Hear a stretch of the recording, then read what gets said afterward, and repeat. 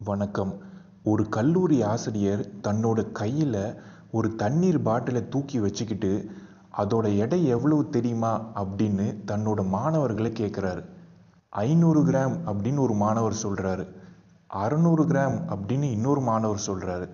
அந்த தண்ணி பாட்டிலை எடை போடுற வரைக்கும் அதோட எடை நமக்கு தெரியாது அப்படின்னு சொன்ன ஆசிரியர், இந்த பாட்டிலை 30 நிமிடங்கள் நான் கையில் தூக்கி வச்சுக்கிட்டு இருந்தா என்ன ஆகும் அப்படின்னு அந்த மாணவர்களை கேட்குறாரு.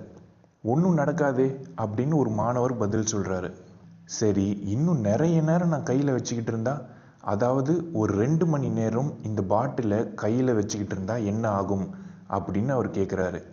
உங்களோட கை வலிக்கும் அப்படின்னு ஒரு மாணவர் பதில் சொல்றாரு.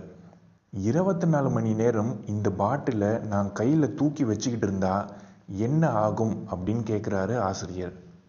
கடுமையான வலி ஏற்பட்டு கை செயலிழந்து போகும் அப்படின்னு ஒரு மாணவர் பதில் சொல்றாரு. அதை கேட்ட ஆசிரியர் இதை சொல்றாரு. நீங்க ஒன்று கவனிச்சிங்களா? எவ்வளவு நேரம் கையில் வச்சுக்கிட்டு இருந்தாலும் இந்த பாட்டிலோட எடை குறையலை. ஒன்னே ஒன்று தான் மாறுச்சு. எவ்வளவு நேரம் நான் கையில் வச்சிருக்க போறேன் அப்படின்ற காலம் மட்டும்தான் மாறுச்சு.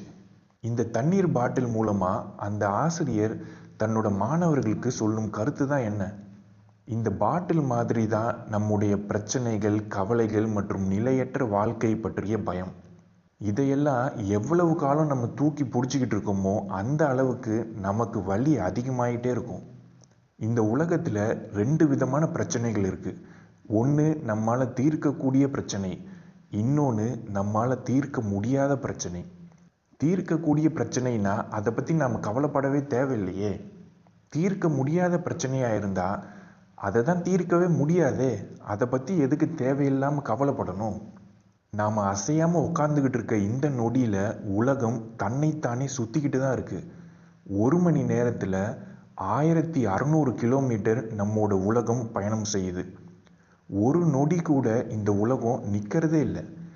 இப்படி நிலையில்லாத உலகத்தில் நம்ம கிட்ட இருக்கிற மகிழ்ச்சி மற்றும் இன்பம் என்றைக்குமே நம்ம கிட்ட நிலையாக இருக்கணும் அப்படின்னு எதிர்பார்க்கறது எவ்வளோ பெரிய முட்டாள்தனம்!